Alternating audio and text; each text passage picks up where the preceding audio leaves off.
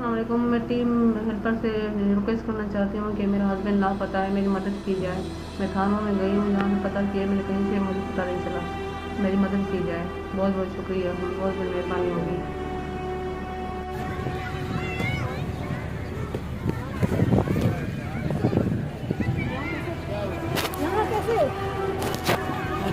मैंने एक दिन शिकायत करने यहाँ ही आई थी ना, तस्वीर लेकर लो, यही जो मैं आई थी आप लोगों के पास मिन्नत कर रही थी कि मैं इसको ना, ये मुझसे चला गया, इसको ढूंढने में मेरी मदद करो। मेरे पास इतना ही कम है, इसलिए शुक्रिया अदा करूँ। इन्होंने मेरा साथ दिया हर वक्त, मेरे मुश्किल वक्त में, दिन तो दिन रात तो रात, हर वक्त इन्होंने मेरा साथ दिया।